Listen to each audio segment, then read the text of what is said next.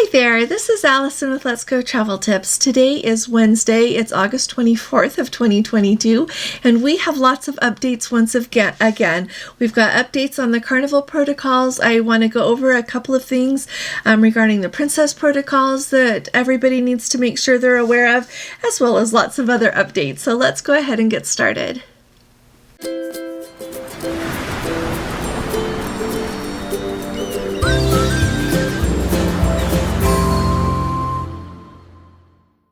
So first of all, Carnival Cruise Line just today, August 24th, announced an update to their protocols.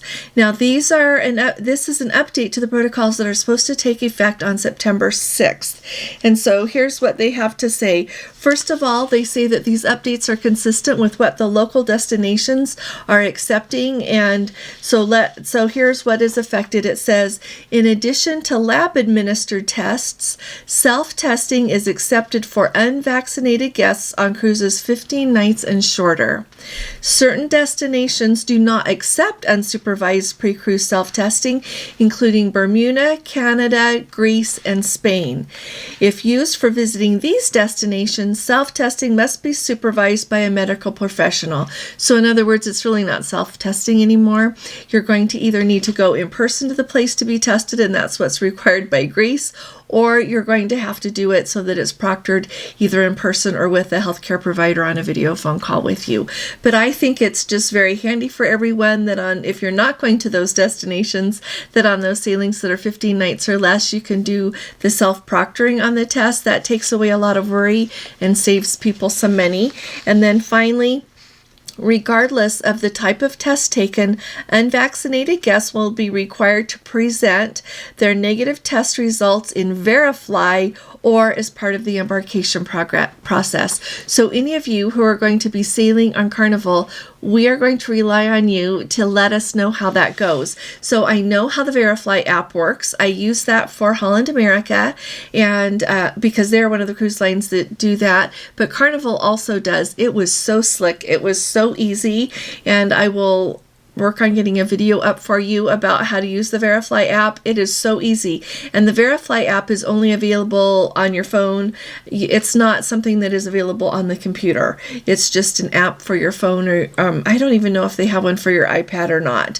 But anyway, that's how you're going to have to show, or part of the embarkation process. So I don't know if they're just going to ask if you've taken the test and if it was negative. So let us all know. And then finally, travel insurance is no longer a requirement for unvaccinated guests unless it is required by a destination like Bermuda. Irrespective of vaccination status, so whether you're vaccinated or unvaccinated, travel insurance is required for all guests visiting Fiji. So if you've got a cruise to Fiji booked, lucky you, and you will need to make sure that you've got travel insurance.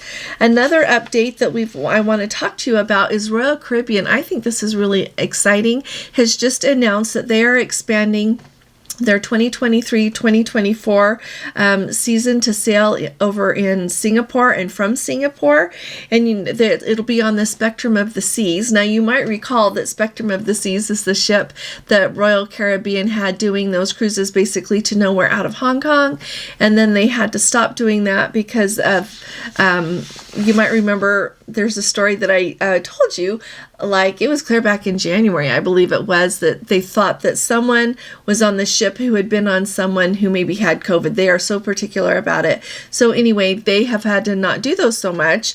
But anyway, they're starting again, and they're going to be doing a mix of 5 to 12 night cruises that will take passengers to Hong Kong, Japan, the Philippines, Taiwan, Vietnam, and that will have already been going to Malaysia and Thailand.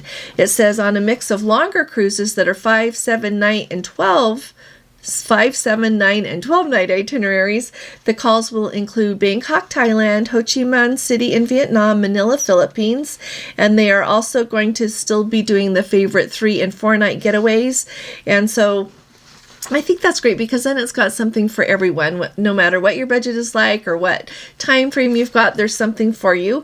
It says, it also says that on those 12, they're going to part of this, they're going to have 2 12-night sailings, and you can book it as a back-to-back, and for 24 nights, you will get to go to a different port. They advertise it that way. It says, visiting a new destination almost every day for the entire 24-night adventure. Included in the 10 destinations unique that will only be offered in those 2 12-night cruises. So look those up if you're interested in that, because that's going to include Hong Kong, Tokyo, Osaka, Mount Fuji in Japan, and then Nha Trang and Hue Da Nang, I don't speak Vietnamese, sorry, in Vietnam. And so if you are very interested in sailing in that region of the world, this is a really good time to look and see what Royal Caribbean has, and if it's going where you want to go, it's a good chance to pick up those cruises. Now, I have a Let's Go family member who put in the comments, and she was wondering what the testing is going to be looking like for these back-to-back cruises. And so keep in mind that we've got the protocols that are going right now, and then we've got the protocols that will kick in on September 6th. And so once September 6th rolls around, Princess says that you can go ahead and book those back-to-back cruises.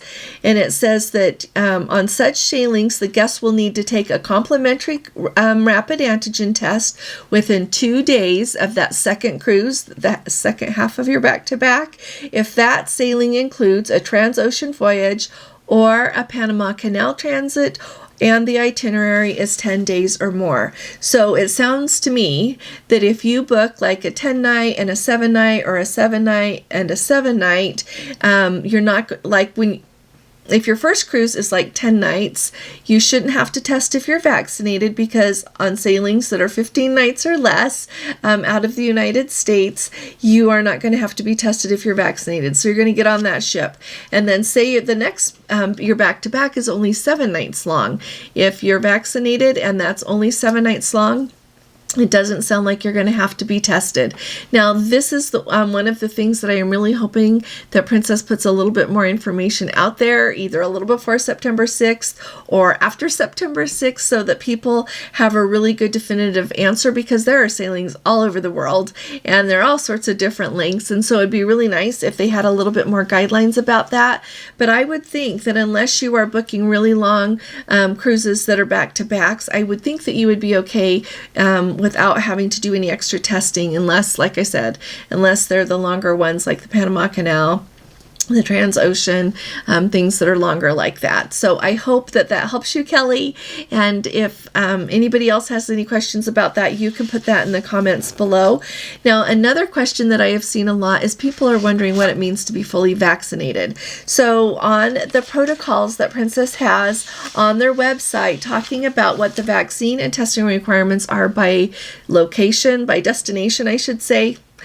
For sailings out of the United States, to be fully vaccinated, it means that you have received the COVID vaccine, the primary doses as they call it. So that means that you either got like one of the Johnson & Johnson, or you got 2 Pfizer, 2 Moderna, and then they've got that nice long list of the vaccines that are approved. So basically, if the vaccine that you received is approved by the World Health Organization, you're okay. So it's like the Sinovac, the Sinopharm, and then there was another one or two, I don't recall, but it's right there on the Princess website. So if you received those vaccines, you are considered fully vaccinated if you're sailing from the U.S. Now, to be up to date, you have to have received those vaccines plus the booster that you're eligible for. They say booster.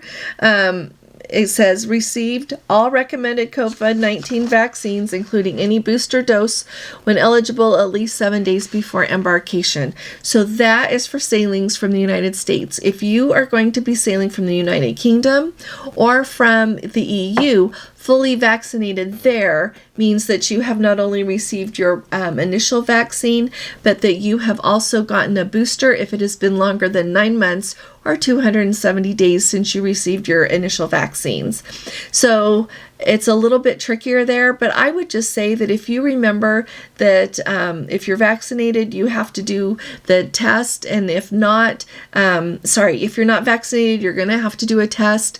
If you are vaccinated and it's under 15 nights, for most places, you are not going to need to do a test, only if you're going to one of those places that requires the test. And that I covered all of that in my video the other day, but I just wanted everybody to think about what it means to be fully vaccinated and up to date with your vaccines. So if you have any other questions about that, ask me in the comments as well, and I will talk about it a little bit more and try to get back to you as well. Another thing that I wanted to talk to you about, it says, I thought this question was a really good example, so I'm going to use this question. It says, they're sailing on September 24th out of Barcelona for 14 days and arriving in Athens on October the 8th, and so they are calling in Greece. That's an important thing to remember. So since it is less than 14 nights, originally you would not have to do a COVID test aboard that ship, but because you are going to be going to Greece, you're going to have to do a COVID test, whether you're vaccinated or not, in order to board that cruise. Now, those of you who are going to be sailing on these cruises, I would really appreciate it if you let us know what testing you have to do as you get closer to Greece. If they make people who are not vaccinated do a test within 2 days of arriving in Greece, we need to know that so that everyone can be prepared. But just be aware, look at the ports that your cruise is going to visit. And if Greece is among them there in the Mediterranean, you're going to have to do that. Now, I also read on another cruise line that if you are going to sail into Barcelona and you are not vaccinated, that was on Celebrity yesterday, that you are going to have to do a COVID test within 2 days of getting to Barcelona, because Spain also requires that. And so as far as a practical application of all of these, be prepared for that. But also those of you who are going to be doing these sailings, it's coming up really soon now. Like with today being August 24th, we've just got 13 days from now until September 6th. So we will be really excited to hear how it goes for all of you. So let us know how it goes.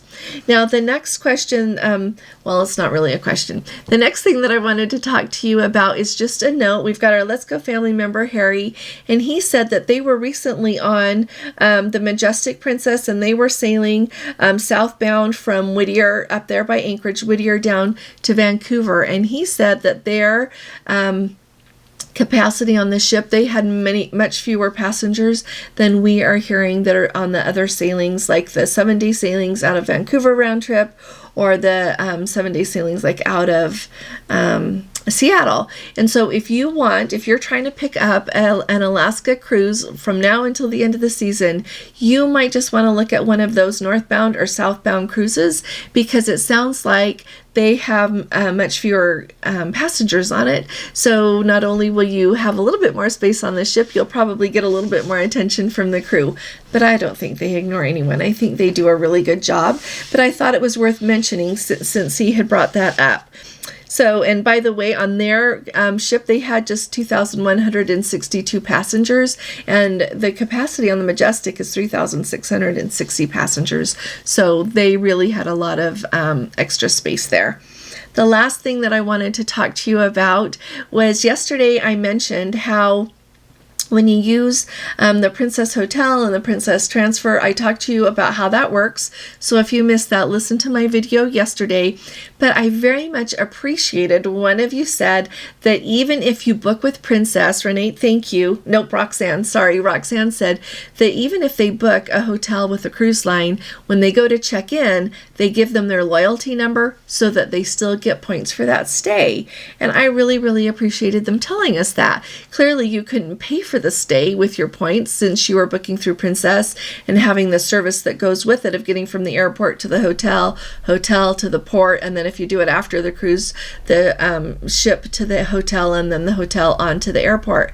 So just keep in mind that you can still earn points on those stays. So thank you very much. I think that's wonderful. And I've been going through and looking at pricing for those Princess hotels, and I will talk to you about that a little bit more coming up. But I just wanted to let you know that I'm working on that, and I'll have a little bit more information for you on that. But you can still earn your hotel points even if you stay booking through Princess. So I thought that was very valuable.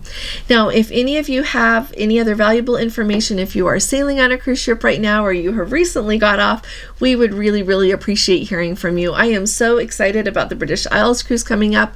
We've got Larry and his wife are going to be on the British Isles. I think my sister is on that same ship as Larry's going to be on the Emerald Princess on that sailing. So I am really excited to get updates about that. I'm so excited to hear what the luggage situation looks like at Heathrow, just to inform us all a little bit more of what to look forward to. I am going to fly to Boston tomorrow, so I'll be visiting you from there for a few days, but I decided I'm going to pack a suitcase. You can all tell me below if you think that's a bad idea, if I should only take a carry-on, but I am flying nonstop from where I live here in Salt Lake City to Boston, and I want to take presents, of course, for my granddaughters, and so I need that space.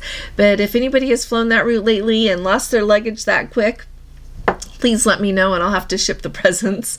But I really appreciate you all being here with me. You all are wonderful. If you haven't subscribed yet, will you please subscribe? We need you here with us, and I think that you need us as well.